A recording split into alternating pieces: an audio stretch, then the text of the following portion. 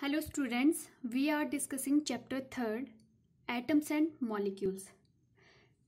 Last lecture में हमने बात की थी मोल कंसेप्ट के बारे में. ठीक है, मोल क्या है? आपके पास यूनिट है एक सब्सटेंस, अमाउंट ऑफ सब्सटेंस को मेजर करने के लिए. ठीक है, तो जो यूनिट है आपकी 1 मोल जो होता है वो किसके इक्वल होता है? Avogadro's number.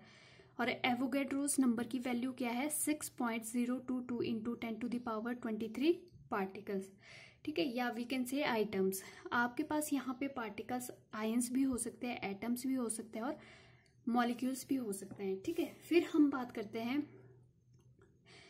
Number of moles. अगर हमने कैलकुलेट करने हैं नंबर ऑफ मोल्स, ठीक है, तो आपने क्या फॉर्मूला यूज करना है? Given mass upon molar mass. ठीक है, हमने क्या है न्यूमेरिकल भी सॉल्व किए थे.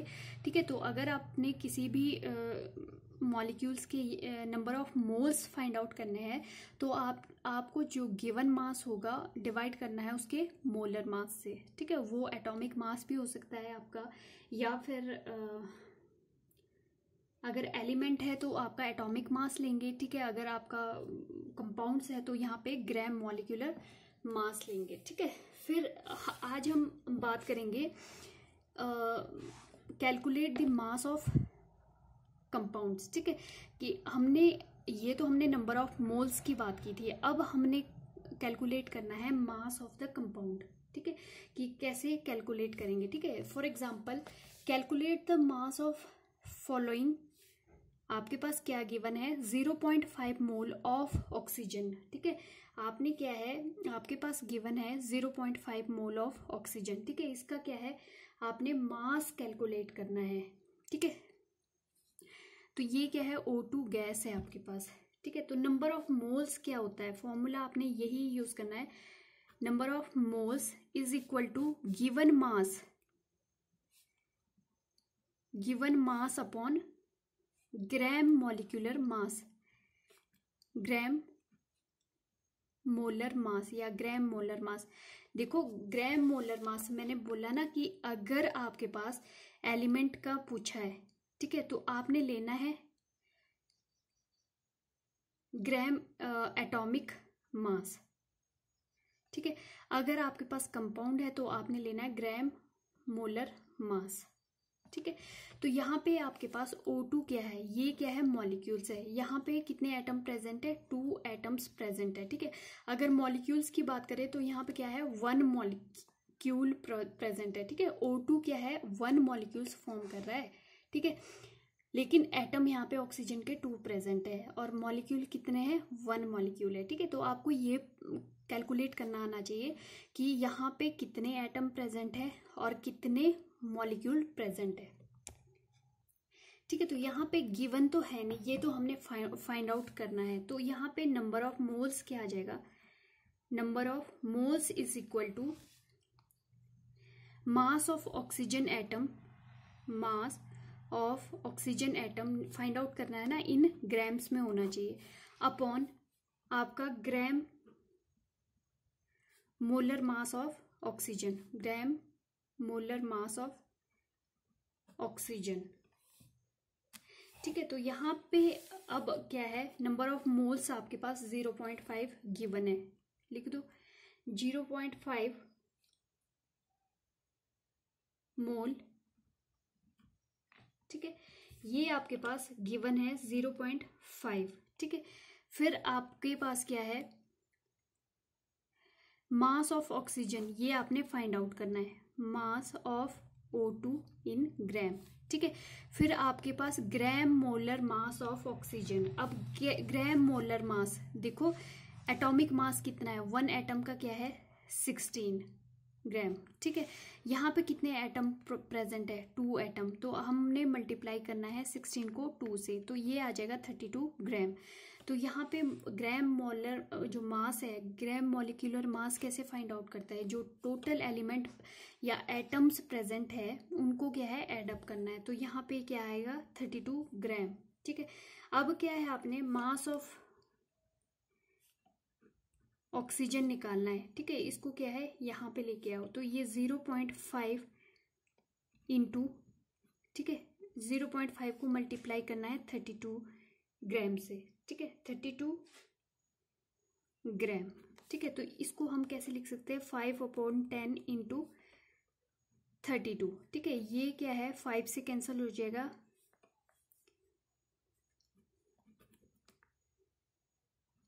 ठीक है।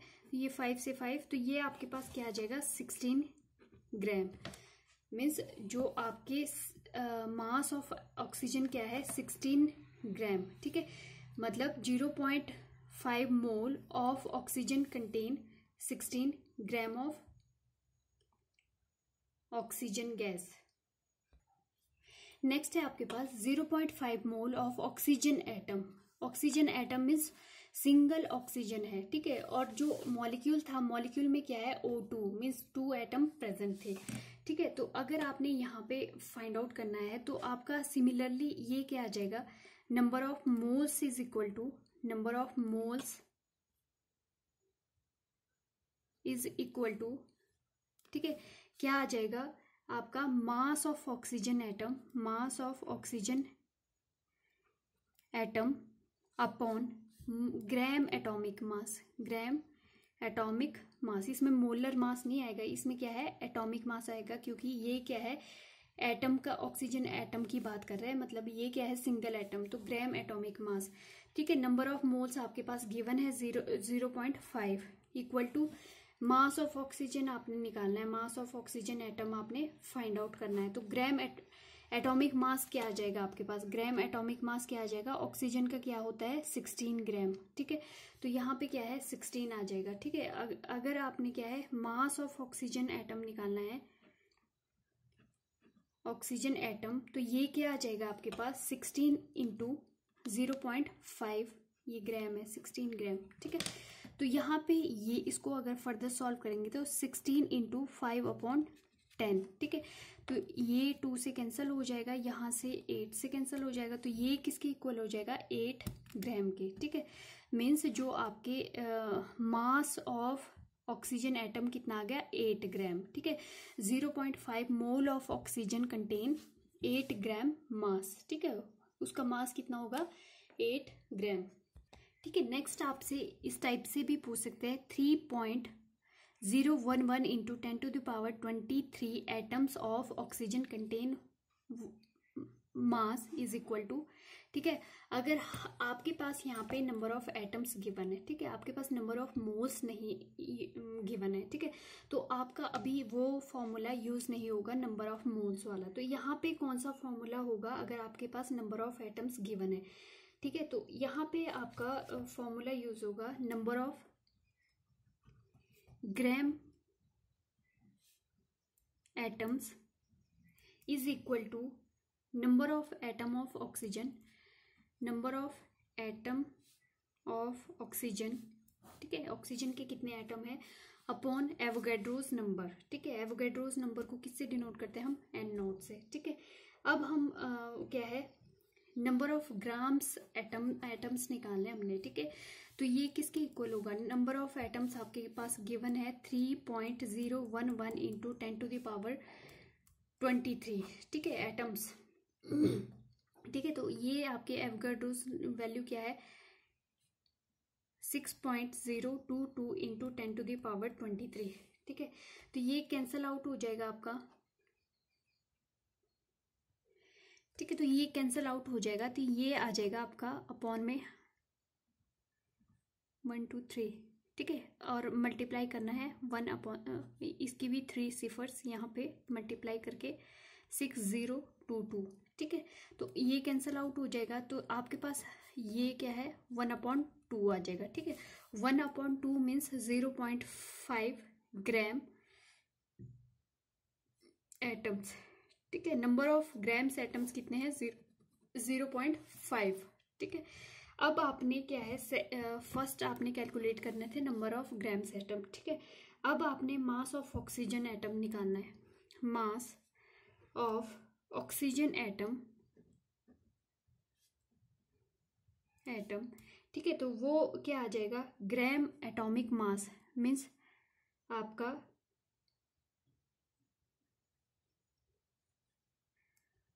Molar mass of oxygen into number of, जो ये आए आपके पास, नंबर ऑफ ग्राम्स एटम्स। ठीक है, ये किसके इक्वल हो जाएगा आपके यहाँ पे, ये आपके पास मोलर मास कितना दिया हुआ है ऑक्सीजन का, क्योंकि यहाँ पे हम बात कर रहे हैं ऑक्सीजन एटम की। ठीक है, तो यहाँ पे ग्राम एटॉमिक मास, यहाँ पे 2 एटम्स प्रेजेंट है तो क्या आ जाएगा 16 gram into number of grams of atoms, ये कितने आ जाएंगे आपके 0.5 ग्राम। ठीक है, तो अगर इसको मल्टीप्लाई करेंगे तो ये आपके पास क्या आ जाएगा 16 इंटू 5/10, ये 2 से कैंसिल हो जाएगा, ये 8 से, और ये आ जाएगा आपके पास 8 ग्राम। ठीक है, तो मास ऑफ ऑक्सीजन एटम क्या आ जाएगा आपका 8 ग्राम। ठीक है, तो यहाँ पे अगर आपके पास number of grams atoms given है, ठीक है, नंबर ऑफ एटम्स गिवन है, तो आपने क्या है मास कैसे फाइंड आउट करना है। ठीक है, तो वहां पे आपने पहले नंबर ऑफ ग्राम्स एटम्स निकालने, ये तो एटम्स है, ठीक है, आपने number of atoms in grams निकालना है, फिर वो कैसे आएंगे, number of atoms of oxygen को डिवाइड करना है जो आपके पास गिवन नंबर है, और उसको डिवाइड करना है एवोगैड्रोस नंबर, मीन्स आपके गिवन नंबर को डिवाइड करना है एवोगैड्रोस नंबर से। ठीक है, तो यहाँ से आपके पास जो है नंबर ऑफ ग्राम्स एटम आ जाएंगे। ठीक है, फिर आगे आपने अगर ऑक्सीजन का फाइंड आउट करना है यहाँ पे, तो मास ऑफ ऑक्सीजन क्या आ जाएगा, जो मोलर मास है ऑक्सीजन का इनटू, ठीक है, नंबर ऑफ ग्राम्स एटम्स। ठीक है, जो आपने फाइंड आउट किया उससे क्या है मल्टीप्लाई कर देना है। ठीक है, तो आपने इस टाइप के क्वेश्चन में याद रखना है, अगर आपके पास नंबर ऑफ एटम्स गिवन है तो आपने क्या है नंबर ऑफ ग्राम्स एटम्स निकालना है पहले तो अगर आपने नंबर ऑफ ग्राम्स एटम्स निकालने हैं तो उसका फॉर्मूला क्या होगा आपके पास, number of grams atom is equal to given number of atoms upon क्या है एवोगैड्रोस नंबर। ठीक है, ये क्या है फॉर्मूला यूज करेंगे। ठीक है, अगर आपने मास या मास ऑफ एटम निकालना है, मास ऑफ एटम, ठीक है, इसके बाद तो उसको क्या करना है, जो मोलर मास है उसको मल्टीप्लाई करना है किससे, नंबर ऑफ ग्राम्स एटम से। ठीक है, तो ये फॉर्मूला आपने यूज करना है।